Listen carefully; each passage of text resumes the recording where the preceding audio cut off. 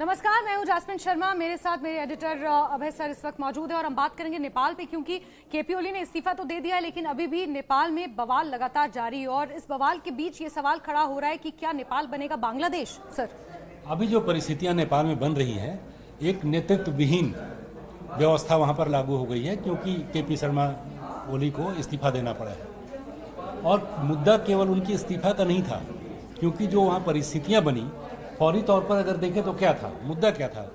Social sites पर ban लग गया था, 26 साइट्स को बैन कर दिया गया था और कहा जा रहा है कि जेनजी ने इसके खिलाफ सड़कों पर उतरकर हल्ला बोल दिया, आंदोलन खड़ा कर दिया।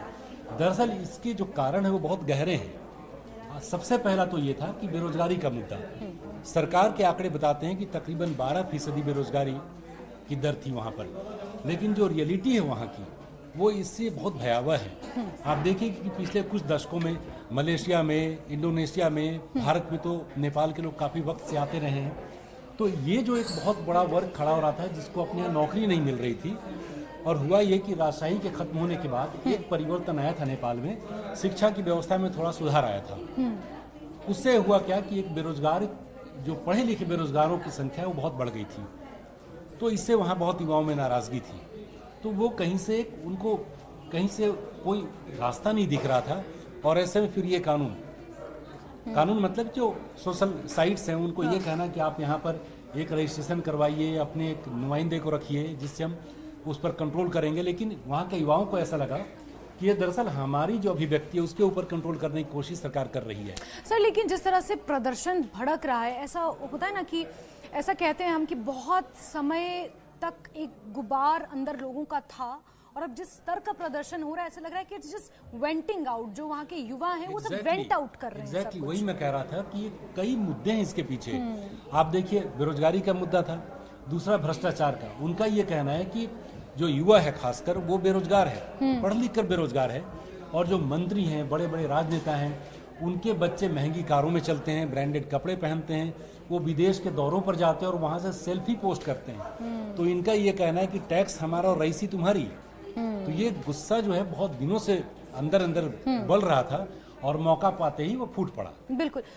2015 का जिक्र भी जरूरी है, क्योंकि राजशाही खत्म हुई और नया संविधान लागू हुआ 2015 में, और उसमें कुछ ऐसे प्रोविजन, कुछ ऐसे प्रावधान जो अनएड्रेस्ड थे अभी तक, उनका भी जिक्र आ रहा है, और उसका भी गुस्सा युवाओं में है, लोगों में है। वो भी इसी प्रदर्शन के जरिए सीधे जो है वो दो फेज, जो थोड़े बड़े लोग हैं वो दो फेज के बीच में तुलना कर रहे हैं, और जो नए बच्चे हैं जिनकी उम्र 20-25 साल के आसपास है, उन्होंने बेसिकली जब राजशाही खत्म हुई थी तो बहुत छोटे थे, उनको राजशाही के समय की दुश्वारियों का अंदाजा नहीं है। जो लोग पुराने लोग हैं उनको ये व्यवस्था पुराने के मुकाबले ठीक लगती है। लेकिन जो नए बच्चे आए हैं, जो जिसको हम जेनजी कह रहे हैं, उन्होंने तो 2008 के बाद की तीन सरकारों को देखा है, और उसमें देखा है कि किस तरीके से भ्रष्टाचार यहाँ बढ़ रहा है। तो उनके सामने पहले से वो तुलना नहीं कर रहे हैं, और सीधे जो व्यवस्थाएं हैं उसी में वो देख रहे हैं कि हम तो आस पड़ोस के जो देश है उसके मुकाबले काफी पीछे चलते चले जा रहे हैं। अगर हम पढ़ लिख जाते हैं तो हमें देश छोड़कर जाना पड़ता है नौकरी के लिए। तो ये परेशानियां उनके सामने खड़ी हो गई हैं, और इसके साथ साथ जो वाइड स्प्रेड बहुत सारे वर्ग इसमें शामिल हो गए हैं। दरअसल युवाओं के साथ साथ एक और उसमें वहाँ अंडर करंट चल रहा था कि जो वहाँ की जनसंख्या है, कास्ट वाइज जो इक्वेशंस हैं उसमें रिप्रेजेंटेशन प्रॉपर नहीं है। राइट। जैसे 50% जो पद हैं सियासत में और नौकरियों में, वो ब्राह्मण क्षेत्रीय लोगों के पास हैं। मधेसी वहाँ, जबकि इनकी आबादी 30 से 35% है। मधेसियों की आबादी 20% है, उनका रिप्रेजेंटेशन 15% है। 35% वहाँ पर जो हैं वो लोअर कास्ट हैं, उनका रिप्रेजेंटेशन 5 से 7% है। तो कई वर्गों का गुस्सा एक साथ उबल रहा था, और खासकर वो युवाओं के कंधे पर चढ़कर वो बहुत विकराल रूप आ गया उसका। बिल्कुल बिल्कुल। यानी कि जातीय असंतुलन और जो नया संविधान लागू हुआ उसमें बहुत सारी डिस्पैरिटीज हम एक तरह से कह सकते हैं। ये तमाम चीजें कारण हैं कि नेपाल इस वक्त जल रहा है। क्या हम ये कह सकते हैं कि बांग्लादेश की राह पर नेपाल भी आगे बढ़ रहा है? अराजकता की जो स्थिति है वैसी ही है। वहां पर एक चीज हमने देखा था कि जैसे बांग्लादेश में था तो स्टूडेंट्स का एक ग्रुप था जो इस पूरे वहाँ जो अपराइजिंग थी उसको लीड कर रहा था। नेपाल में स्वतः स्फूर्त है, इसका कोई नेता अभी तक सामने नहीं आया है। काठमांडू के मेयर बालेन शाह का नाम इसमें आ रहा है। बालेन शाह क्या है, वो बहुत ही पॉपुलर हैं हाँ। और सरकार की भ्रष्टाचार के खिलाफ बोलते रहे हैं, लेकिन नेतृत्व की क्षमता होना ये बड़ा सवालिया निशान होता है, सवाल उठता है।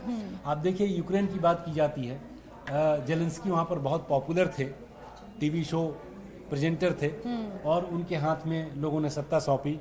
और अभी देखिए कम से कम ये तो हम कह ही सकते हैं कि यूक्रेन की हालत स्थिरता की तो बिल्कुल नहीं है। तो बात बांग्लादेश की हो, बात श्रीलंका की हो, अराजकता की स्थितियां वहां भी बनी थी।